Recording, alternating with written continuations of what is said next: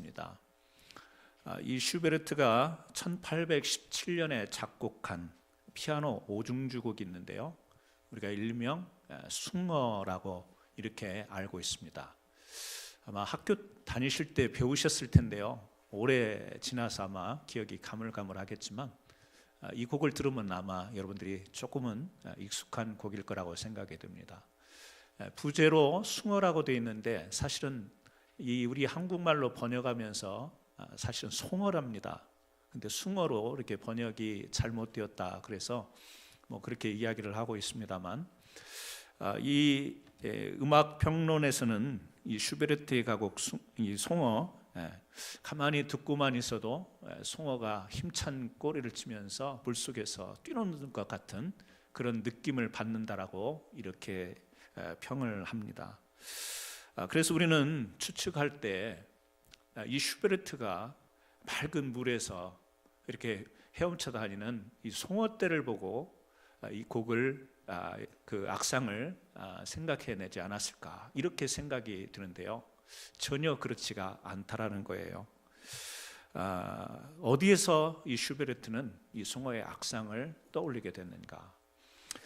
비엔나에 가면 이 슈베르트의 집이 있는데요, 그 집 안에 한 벽에 보면 돌로 조각한 조각상이 있답니다. 조각상이 있는데 이 연못 분수대가 있는 그런 조각상인데요, 그 분수대 옆에 조그맣게 몇 마리의 송어가 또 똑같이 이 돌로 조각이 되어서 벽에 붙어 있는데, 슈베르트가 그 돌로 조각된 송어를 보고 거기에서 악상을 떠올렸다라는 거예요. 그러니까 우리는 보통 어떤 실제적인 생명력이고 활동력 있는 어떤 그런 송어의 떼를 보고 연상해서 곡을 만들었을 것이다, 그렇게 생각하는데, 전혀 살아있지 않은 집 벽에 장식으로 되어 있는 돌로 조각된 그 송어의 모습을 보고 마치 실제 물속에서 이리저리로 옮겨 다니는 이 송어 같은 활기찬 생명력 있는 그런 악상을 작곡을 했다라고 하는 거죠. 이것이 바로 예술가의 상상력이 아닌가, 그렇게 생각을 해봅니다. 그냥 평범할 수 있고 그냥 지나칠 수 있는 그것을 통해서 어떤 신비한 것을 만들어내는 능력이죠. 뭔가 의미를 캐내어는 이 작업을 할 수 있는 탁월한 능력이 바로 예술가들의 상상력을 통해서 가능하다. 여러분, 우리 세계적으로 잘 아는 테너 가수 파바로티가 그런 이야기를 했다고 해요. 우리 성악가는 오선지의 음표로 기록된 평범한 악보 한 장을 손에 받는다. 음악가의 임무는 이 평범한 오선지에 기록된 그 악보에서 살아서 감동을 주는 음악을 살려내는 것이다. 테너 가수가 이 노래를 부르기 위해서 악보를 받는데요, 그 악보는 그냥 다 기호로 되어 있는 거예요. 음악적인 기호로 되어 있어요. 그런데 거기 가사가 붙여졌고, 그것을 이 파바로티 아니면 성악가들이 노래를 부르면 정말 그 가사처럼 이 곡이 살아 움직여서 사람들 마음속에 생동감을 주고요, 정말 살아 움직이는 음악이 된다라고 하는 사실이죠. 뭐 단지 우리가 음악이라고 하는 그 세계만을 이야기하는 것은 아니겠습니다. 우리가 살아가는 다양한 곳에서 이 많은 상상력이 더해질 때 어떤 주어진 것에 상상력이 더해짐으로 인하여서 실제 이상의 어떤 감동을 줄 수 있는 일들이 우리 주변에 보면 많이 있다라는 거죠. 물리학도 그런 거 아닙니까? 다 기호들인데 그것이 조합이 돼서 뭔가가 만들어지는 이런 작업이 이루어지는 거잖아요. 풍요로운 뭔가 사실적인 이 풍성한 상상력이라고 하는 것은 예술가들에게만 필요한 것이 아니라 모든 살아가는 사람들에게 다 필요한 것입니다. 이 상상력이 평범하게 주어진 이 삶 가운데에 아주 비범한 이치를 찾아낼 수 있는 능력이 되기 때문에 그렇습니다. 우리 신앙인들, 특별히 믿음의 사람들에게도 이 평범한 속에서도 이 비범한 삶의 원리를 찾을 수 있는 것, 그것은 바로 우리 신앙 안에서, 믿음 안에서의 상상력이 있을 때 가능한 것입니다. 여러분, 우리가 성경을 읽을 때 읽는 그 자체가 중요한 게 아니잖아요. 음악가가 이 악보에서 이 사람의 마음을 흔드는 이 음악을 만들어내죠. 살려내죠. 우리가 성경을 보면 그냥 읽는 게 아닙니다.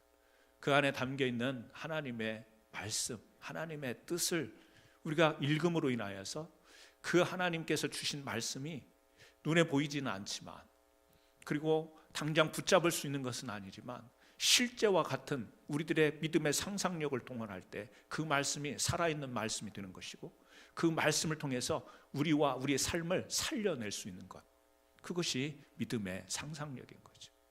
성경을 단순히 우리가 눈으로 읽는 게 아닙니다. 성경을 통해서, 그죠? 하나님의 뜻을 발견할 뿐 아니라 그 말씀이 내 삶을 살려내는 겁니다. 오늘 우리가 이 말씀을 대하면서 오늘 우리는 믿음의 상상력, 이것을 좀 키워야 되지 않는가, 이런 부분을 좀 같이 나눠보려고 합니다. 여러분, 아브라함에게 하나님께서 별을 보여주셨습니다. 그리고 바다에 널리 펼쳐져 있는 그 모래를 보게 만드셨어요. 그리고 무엇을 이야기하나요? 무엇을 약속하시죠?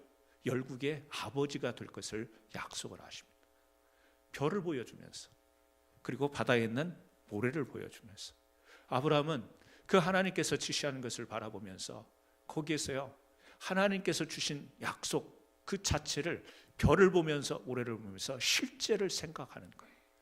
하나님께서 열국의 아버지가 되고 이 복의 축복의 근원이 되는 이와 같은 놀라운 축복을 실제로, 상상이지만 실제로 붙드는 것, 그것이 아브라함의 믿음 아니었습니까?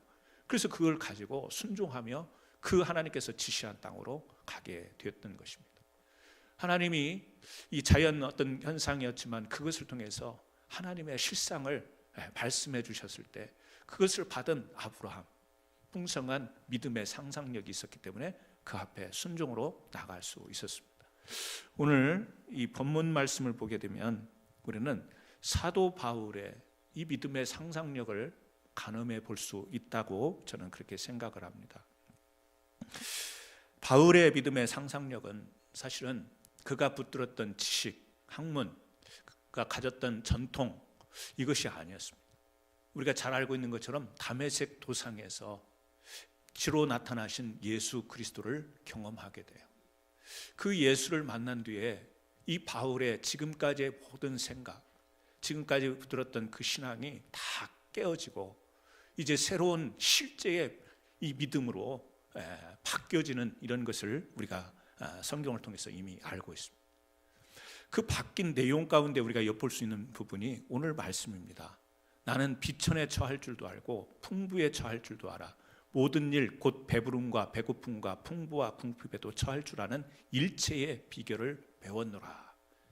뭐 세상을 다 초월한 것 같은, 모든 것을 다 감당할 수 있을 것 같은 그런 이야기를 하잖아요. 그리고 13절에 그런 이야기를 합니다. 내게 능력 주시는 자 안에서 내가 모든 것을 할 수 있느니라. 내게 능력 주시는 자 안에서 내가 모든 것을 할 수 있느니라.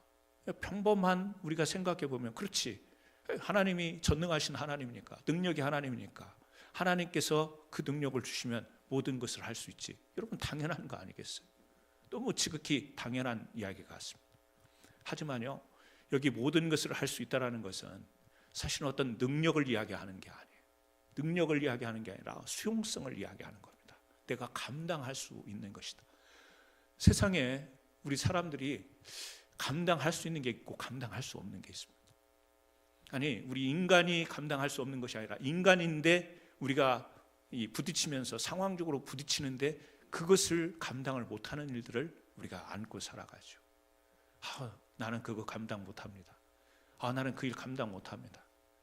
아무리 봐도 그 일은 나한테 너무 힘겨워 보이는 그런 일들이 많이 있죠. 여기 성경에도 설명하고 있지만 우리가 비천한 자리에 처해지는 것.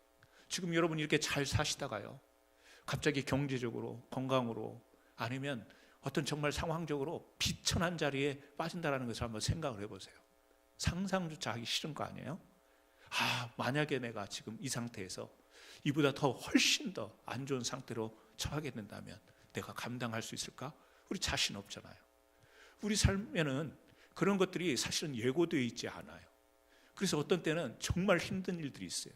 우리가 막 비천에 처할 정도로, 내가 봐도 내가 불쌍할 정도로 그런 일에 처할 때도 있습니다.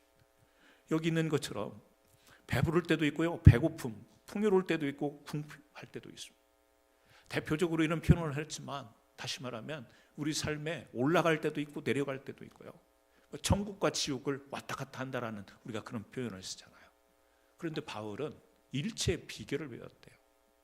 그 일체의 비결을 여러분 어떻게 배웠나요? 우리가 볼 때는 다른 것 없습니다.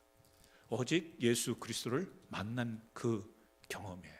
그래서 그 앞에 빌립보서 4장 4절에 보면 너무 잘 아는 말씀이 있어요. 주 안에서 항상 기뻐하라. 내가 다시 말하노니 기뻐하라.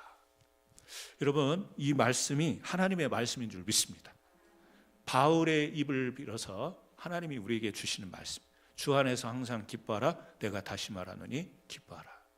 여러분, 항상 기뻐하시기 바랍니다. 근데 제가 본 여러분은 항상 기뻐하지 않아요. 그죠? 기뻐하는 때보다 근심과 걱정에 이렇게 얽매여 있을 때가 더 많은 것 같아요. 바울은 정말 이렇게 살았을까요? 항상 기뻐하라. 내가 다시 말하노니 기뻐하라. 바울은요, 매도 맞았습니다. 감옥에도 갇혔어요.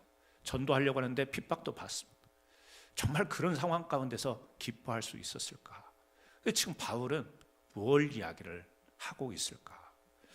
여러분, 제가 아무리 봐도 저는 이렇게 항상 기뻐하라고 하지만 기뻐할 수 없을 것 같아요. 왜 그러냐면 사람이라는 존재는 항상 조건에 의해서 맞춰진 삶을 살기 때문에 그래요. 그래서 기뻐할 조건이 있을 때 기쁜 거지.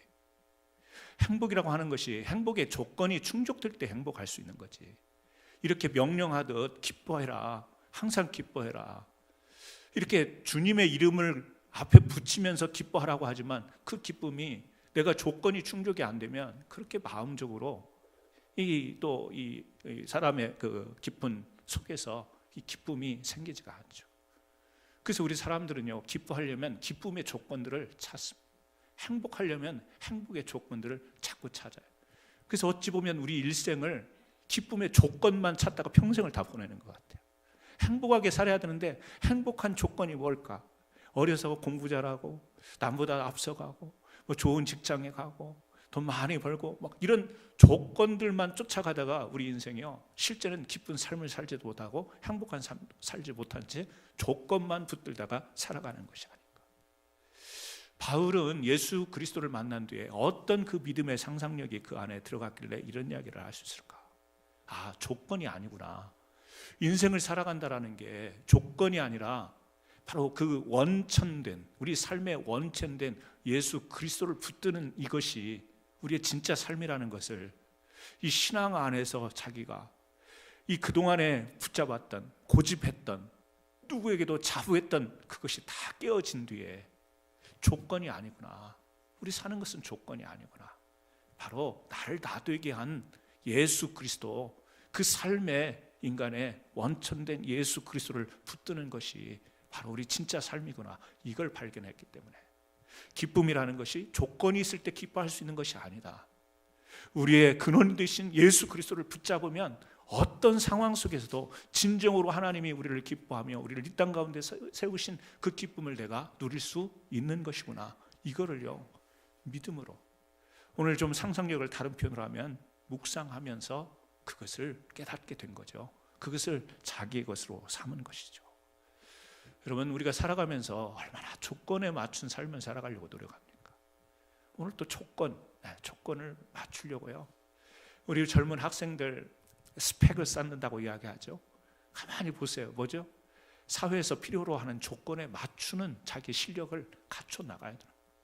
그렇지 않으면 세상에서 살아남지 못한다는 것이 우리 머릿속에 박혀 있어요.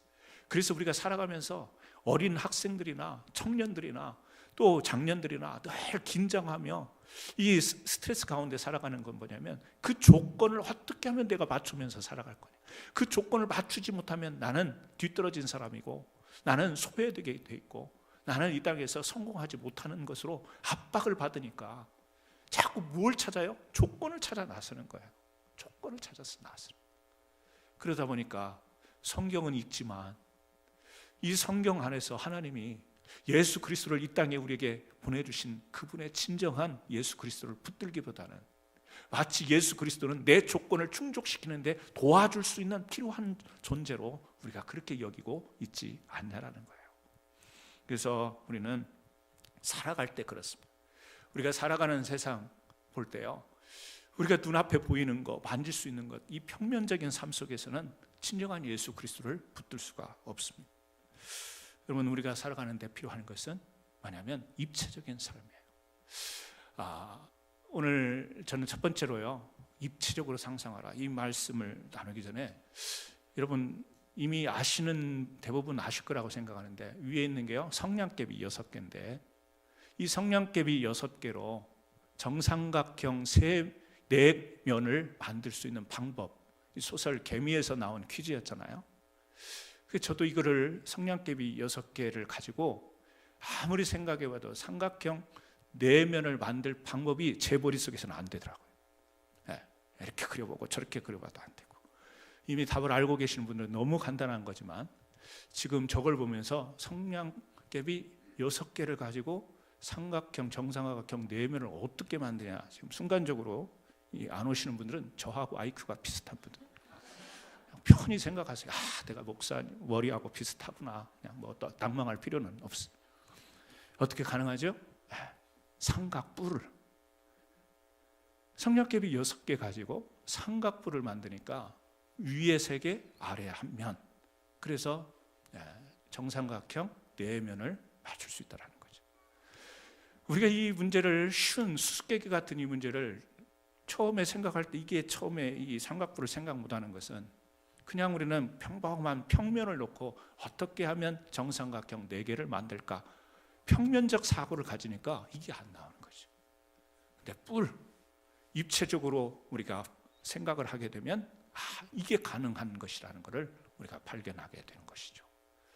여러분, 세상에서 우리가 살아가는 삶은요, 나는 굉장히 똑똑하게 살아가는 것 같지만 굉장히 우리는 평면적인 삶이죠. 2차적인 수준에 머물러. 왜요? 보이는 대로 사니까, 들은 대로 사니까, 만지는 대로 사니까, 가진 대로 사니까. 그런데 우리의 삶은요, 우리는 입체적인 상상력이 필요한 거예요. 우리가 눈에 보이고 귀로 듣고 만지지만 성경은 뭐라고 해요? 믿음을 이야기하잖아요. 믿음은 뭐죠? 눈에 보이지 않는 거예요. 눈에 왜 앞에 보여지는 게 아닙니다. 그런데 뭐라고 이야기해요? 실제라고 이야기해요. 실상이라고 이야기합니다. 이게 뭐죠? 입체적인 거예요. 그러니까 보이지 아니하는 하나님 없이 나 혼자 살아가는 이 세상의 삶은 마치 성냥개비 6개를 들고 사는, 그래서 이렇게 그려봐도 답이 안 나오고 저렇게 해봐도 수수께끼를 풀 수가 없는 거예요. 그런데 거기에 하나님이 등장을 하시고 하나님에 대한 믿음이 우리 안에서 붙들려지면 거기에 답을 찾는 거예요. 거기에서 우리는 삶이라는 게 이런 거고, 이런 비천한 가운데서도, 이렇게 궁핍한 상황에서도, 이렇게 망한 상황 가운데서도 거기에 답이 있네. 어떤 답이 있어요? 하나님의 답이 있어요. 그래서 성경은 우리에게 그러잖아요. 무엇을 먹을까? 무엇을 마실까? 무엇을 입을까? 염려하지 말고 뭘 이야기해요? 그의 나라와 그의 의를 구하라. 먹을 거, 입을 거, 마실 거 2차적인 거잖아요. 평면적인 거잖아요.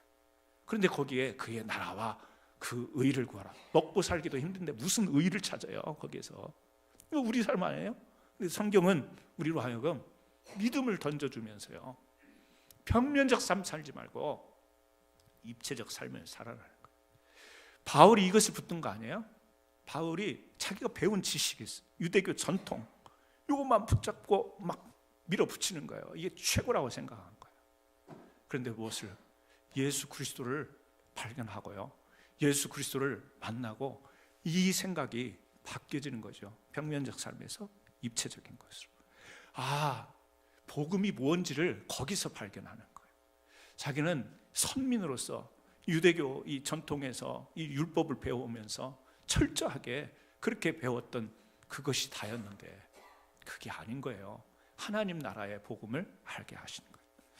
여러분, 우리 성경을 보면 이 구약 성경은 헤브라이즘적인 사고를 가지고 있어요. 신약은 약간 헬레니즘적인, 아람어가 헬라어로 번역이 되면서 이렇게 쓰여진 부분들이 있습니다. 그래서 우리가 구약 성경을 보면 헤브라이즘이라고 하는 거, 거기에서 이 히브리 그 하나님의 사상을 보게 되면요, 토라라고 하는 것, 유대인들이 철저하게 붙드는 이 토라는 어떤 거죠? 너무너무 엄중한 말씀입니다. 엄중하게 지켜야 되는 하나님의 계명과 율법, 순종을 강조합니다. 인간의 죄를 경고하고 심판을 예고해요. 그런데요, 우리 성경을 보다 보면 여러분, 전도서나 시편을 만나면 어떻습니까? 아가서도 좀 그렇고요. 이 전도서나 시편을 우리가 읽다 보면 인간의 연약함, 인간의 고뇌, 인간의 탄식, 좌절, 인간의 식존이요 다 드러나요. 죄를 지은 다윗이 막 탄식하잖아요. 내가 이런 인간이었습니까? 막 그러면서요, 또 자기가 또 쫓기면서 너무 힘드니까 저 원수들 가만두지 마세요. 막 자기 인간의 모든 것을 다 드러내는, 해부하는 그런 것들이요 성경에 드러나 있습니다. 구약의 율법을 보면, 토라를 보면 너무너무 엄격한 거예요. 죄에 대해서 이만큼도 틈을 주지 않습니다. 막 죽여라는 거예요. 가만 놔두지 말라는 거예요. 엄중한 심판이 나와 있어요. 근데 시편을 넘어가 보세요. 전도서를 가보세요. 전도서 인생이 뭐죠? 허무해요. 열심히 사는 것 같은데, 뭔가 집중해서 사는 것 같은데 허무하다, 남는 게 없다, 막 이런 거, 인간의 이 마음 깊은 곳을 다 털어내버려요. 그러면서 그런 시편이나 또 이런 전도서를 통해서 인간의 연약성을 드러내면서 뭐가 등장하죠? 하나님의 자비와 긍휼이 등장을 하는 거예요. 가만히 보면, 그래서 선지서도 뭐예요? 우상을 섬기고 이방 민족과 타협하면서 무너졌던 이 이스라엘의 신앙을 심판하잖아요. 나라를 빼앗기게 하고. 그런데 어떻게 해요? 하나님은 긍휼히 여기셔서 다시 돌아오게 만드시잖아요. 회복하게 만드시잖아요. 이방인들의 마음을 이 열게 만들고 녹이게 하셔서 다시 돌아오게 만들고 회복하게 하잖아요. 그러니까 하나님의 말씀, 우리는 히브리 이 헤브라이즘이라고 하는 것은 하나님은 엄격한 하나님 이렇게 생각하지만 구약 성경을 보면 그렇지 않습니다. 엄중 속에서 자비와 긍휼이 있고요, 거기에서 우리를 수용해주고 포용하는 것이 담겨 있어요. 성경은, 구약은 입체적입니다. 한 면만 봐서는 안 되는 거예요. 한 면만 보고 죄만 봐서는 안 되는 부분이에요. 거기는 용서와 사랑이 있는 거예요. 거기는 수용이 있고 포용이 있는 거예요. 이게 헤브라이즘의 의미인 것이.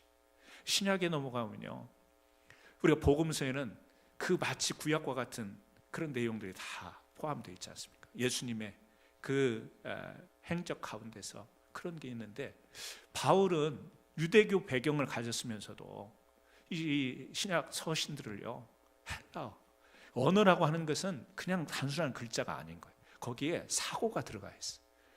그러니까 이 헬라의 언어로 또 헬레니즘의 사고가 반영되다 보니까 이 신플라톤주의의 이분법적인 사고가 성경에서 찾을 길은 없지만 우리가 좀 들여다보면 그런 분위기가 나는 거예요. 신플라톤주의는요, 이분법이에요. 이거 아니면 저거예요.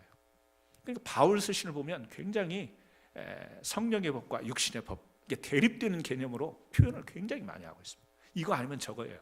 그러니까 바울 서신을 보면 그런 구약의 하나님께서 시편과 이 전도서를 통해서 인간의 연약함을 그대로 드러내고 그것을 긍휼히 여기고 그것을 수용하는 면이 바울 서신을 보면 별로 안 나타나요.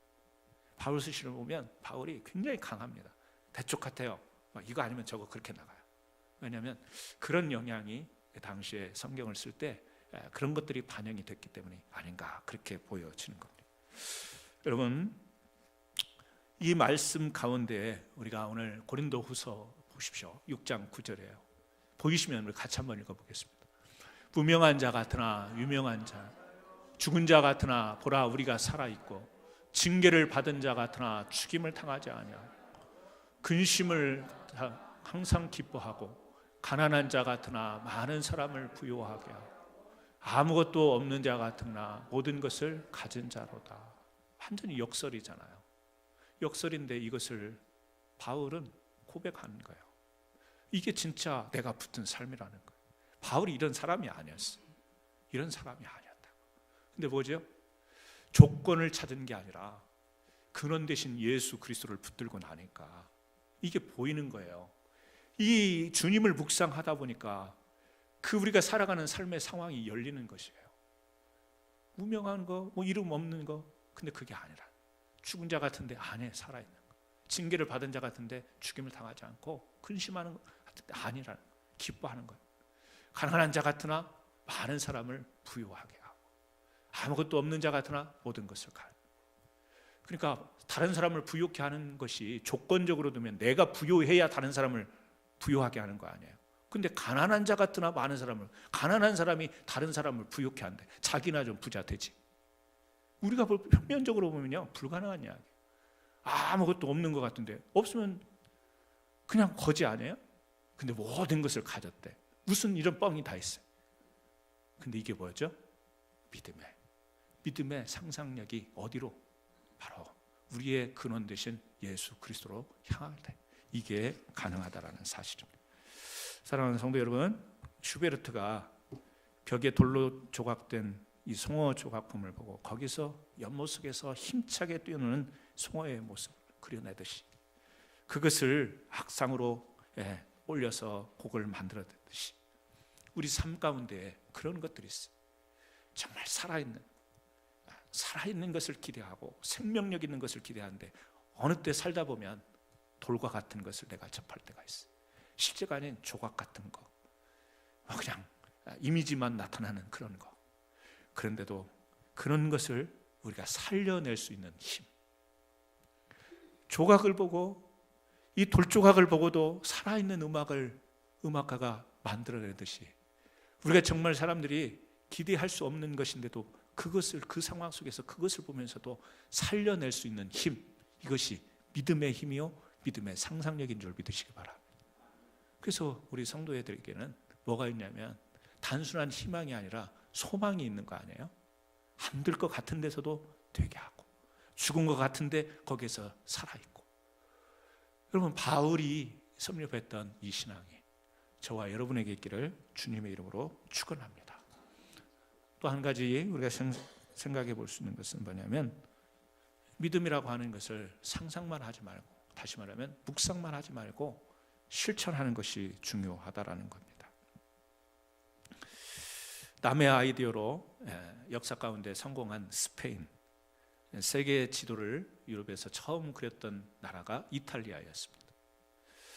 그런데 그 이탈리아가 당시 세계 중심 지중해권에 있었기 때문에 이탈리아가 세계 중심에 있었고 그들이 지도를 만들었어요. 근데 그 지도를 들고 실제로 세계 일주로 향해서 개척한 사람들은 스페인하고 포르투갈이었습니다. 지도는 만들어 놨는데 뭐가 없어요? 실천력이 없습니다. 도전하지 못한 것. 알다시피 이 콜럼버스도 이탈리아 제노아 출신입니다. 그래서 인도로 향하는 새로운 항로를 개척하려고 후원자를 찾는데 이탈리아에서는 찾을 수가 없는 거예요. 그래서 누구의 후원을 받냐면 스페인의 이사벨라 여왕의 후원을 받아서 항해길에 오르는 거예요. 그러니까 좋은 발상은, 아이디어는 이탈리아가 만들었는데 그 발상한 것을 붙들고 실제 삶으로 나가는 것은 스페인, 포르투갈이었다는 이야기예요. 아이디어가 좋은 사람이 반드시 성공하는 것이 아니라는 이야기를 우리는 많이 듣습니다. 좋은 아이디어, 우리가 목표, 비전, 아무리 좋은 비전을 가지고 있다 하더라도 그 비전을 붙들고 나가지 않으면 아무런 유익이 없다라는 것. 바울은 마게도냐 환상을 봅니다. 이 마게도냐 환상을 우리가 잘 아는 것은 아시아로 가고자 했으나 하나님이 막으시잖아요. 그래서 사도행전 16장 6절부터 9절을 제가 읽어드립니다. 성령이 아시아에서 말씀을 전하게 못하게 하시거늘 부르기아와 갈라디아 땅으로 다녀가 무시아 앞에 이르러 비두니아로 가기를 애쓰되 예수의 영이 허락지 아니하시는지라. 무시아를 지나 트로아에 거기 밤에 환상이 바울에게 보이니 마게도냐로 건너와 우리를 도우라. 바울이 전도여행, 이 전도지를 찾아가는데요, 아시아, 부르기아, 갈라디아 지방, 무시아, 비두니아 이 지역을 가는데 안 되는 거예요. 안 되는 거예요. 그러니까 안 된다는 말 속을, 여러분이 함축적인 말이니까 이제 아시겠지만 전도를 하려고 하는데 안 되고 자기 본인 마음도 열정도 생기지 않고, 이게 분명히 하나님이 자기를 복음 전하는 자로 세우셔서 보내셨는데, 파송했는데, 그러면 하나님이 보내셨기 때문에, 성령이 이끄셨기 때문에 뭐 가서 이게 성공적인 열매를 맺어야 될 거 아니에요? 아시아를 가서도 이건 뭐가 아니에요. 부르기아를 갔는데도 이거 뭐가 아니에요. 갈라디아 지방을 갔는데도 보세요. 아시아, 부르기아, 갈라디아, 무시아, 비두니아, 드로아에 가가지고 환상이 보여요. 그러니까 바울에게 환상이 한순간에 짠 하고 보여진 게 아니라는 이야기예요. 뭐죠? 열심히 바울은 쫓아다닌 거예요. 여기도 가보고, 네. 노스 캔사스도 가봤다가, 오버랜드 팍도 가봤다가, 네. 리서밋도 가봤다가, 막 두루두루 올레따도 갔다가, 그러다가 딱 어느 정점에 갔더니 그때 환상이 보인 거예요. 야, 노스 캔사스가 딱 짠하고 환상을 보여준 게 아니라는 거예요. 사명 붙들고요, 막 부지런히 갑니다. 여기도 가봤는데 이게 또 아닌 거야. 또 이쪽으로 돌아서 가보는데 이것도 아닌 거야. 우리가 교회 사역을 하다 보면 그런 일들이 많습니다.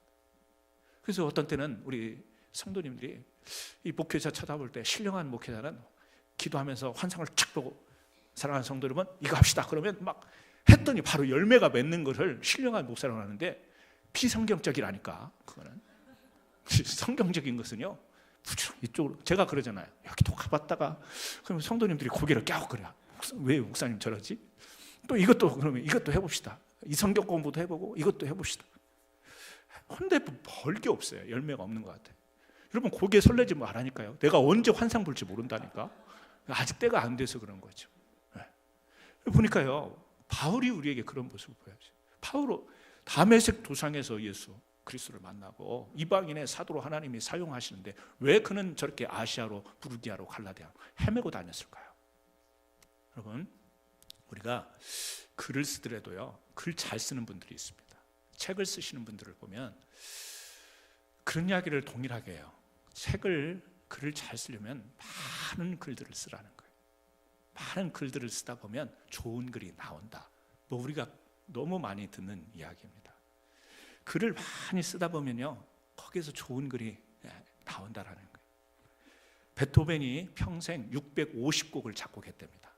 모차르트는 35살에 죽었는데 600여 곡을 작곡을 했대요. 그리고 바흐라고 하는 사람은 일생 동안 1000곡 정도를 작곡을 했답니다.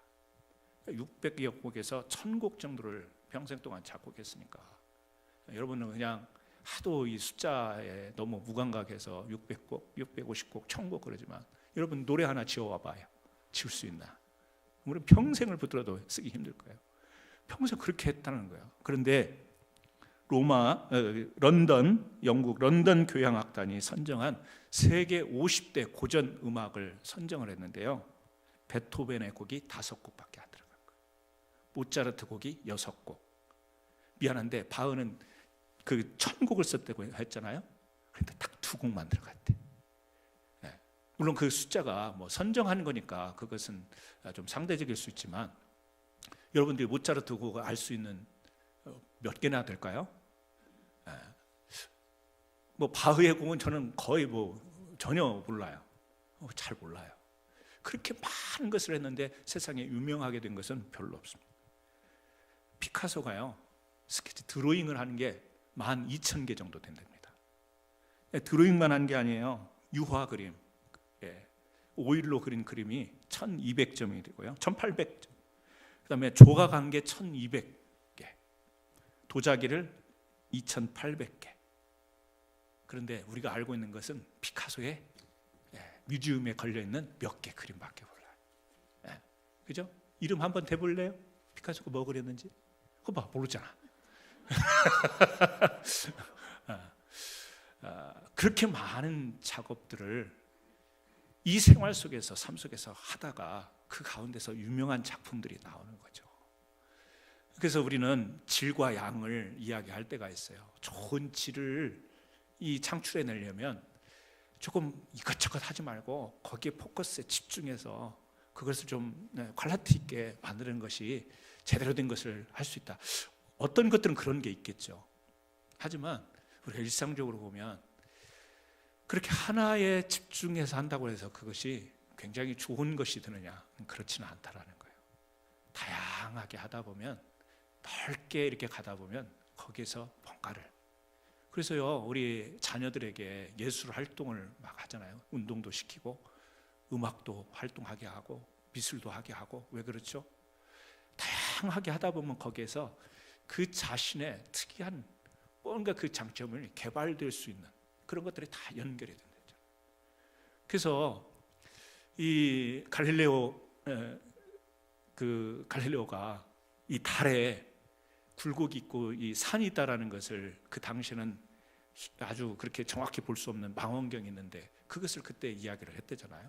그때는 과학적으로 달에 이렇게 도착해서 그것을 발견할 수 있는 것이 아닌데, 그런데 어떻게 그것을 그 당시에 주장할 수 있었냐면, 이 사람이 과학을 하는 사람이었지만 스케치, 그림 그리는 것을 많이 했답니다. 그림을 그리다 보니까 명암에 대해서 이해를 한 거예요.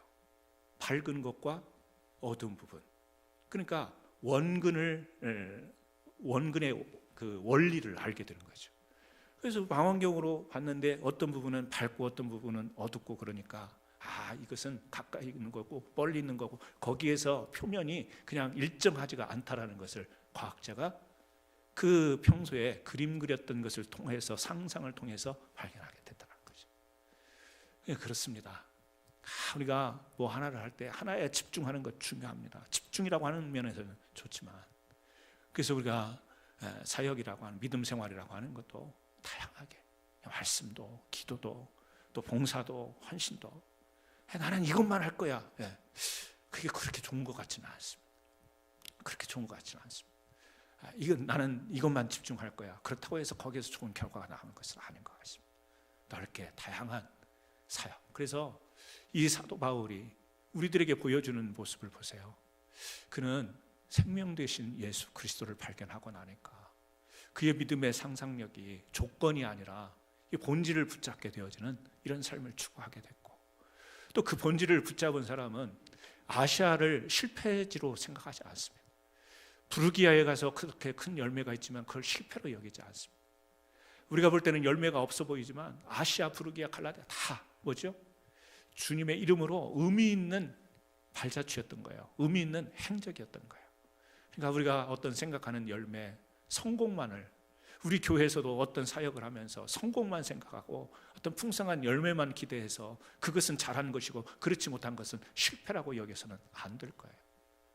우리 어떤 것이든지 간에 바로 그 예수 그리스도를 붙들고 우리가 이런 믿음의 상상력을 가지고 나갈 때 우리 더 풍성한 신앙생활, 믿음의 본질을 회복하는 이런 삶으로 나갈 수 있을 줄 믿습니다. 믿음의 상상력을 키우는 저와 여러분 되기를 예수님의 이름으로 축원합니다. 기도하십니다. 하나님 아버지 감사합니다.